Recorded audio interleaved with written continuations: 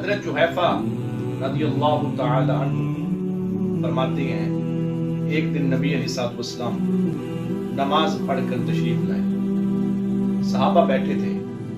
جب سرکار آئے تو صحابہ نے آپ علیہ الصلوۃ والسلام کا استقبال کیا، تو کھڑے ہو کر آپ کا استقبال بھی کرتے ہیں۔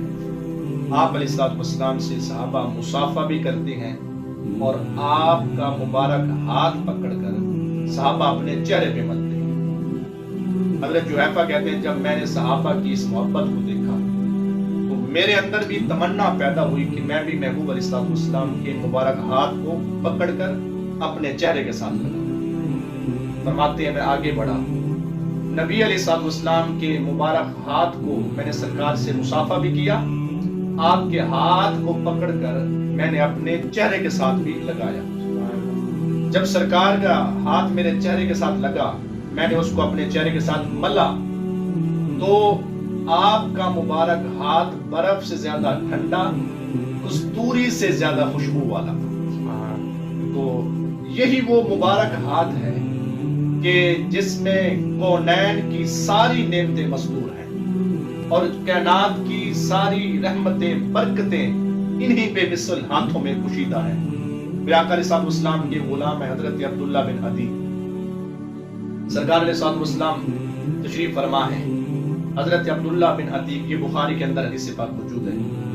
یہ آپ علیہ الصلوۃ والسلام کے دشمن ابو رافع جو یہودی تھا، اس کو جب قتل کر کے واپس پلٹ رہے تھے، میں آپ احباب کی خدمت میں مصطفیٰ کریم علیہ الصلوۃ والسلام کے مبارک ہاتھ کی برکات عرض کر رہا ہوں۔ تو حضرت عبداللہ بن عتیق سرکار علیہ الصلوۃ والسلام کے دشمن کو قتل کر کے جب واپس پلٹ رہے تھے تو آپ کا سینے سے سیڑھی سے پاؤں پھسلا اور آپ کی ٹانگ ٹوٹ گئی۔ آپ نے فوراً اپنا امامہ اتارا، اپنی ٹانگ کو پنڈلی کو باندھ کے آہستہ آہستہ چلتے چلتے محبوب علیہ الصلوۃ والسلام کی خدمت میں آپ پہنچے۔ جب سرکار کے پاس آئے تو سارا ماجرا سرکار کی خدمت میں عرض کیا۔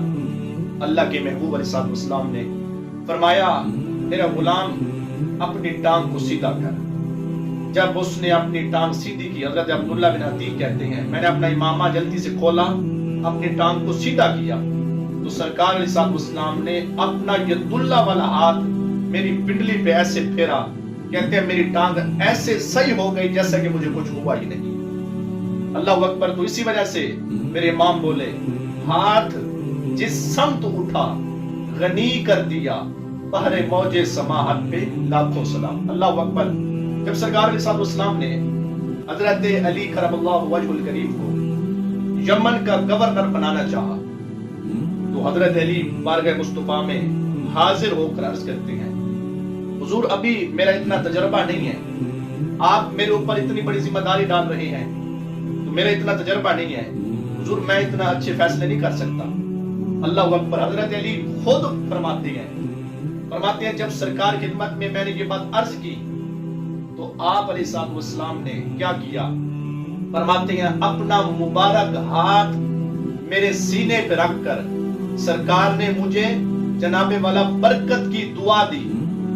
حضرت علی فرماتے ہیں قسم اٹھا کے فرماتے ہیں مجھے قسم ہے اس رب ذوالجلال کی جس کے قبضہ قدرت میں میری جان ہے، کہتے ہیں مصطفیٰ کریم علیہ الصلوۃ والسلام کا جب ہاتھ میرے سینے پہ پہنچا، سرکار نے جب میرے لیے دعا کی، حضرت علی فرماتے ہیں میں نے پوری زندگی پھر فیصلے ہی کیے، مصطفیٰ کی ہاتھ کی برکت اتنی پہنچی مجھے، میں نے پوری زندگی کوئی فیصلہ غلط نہیں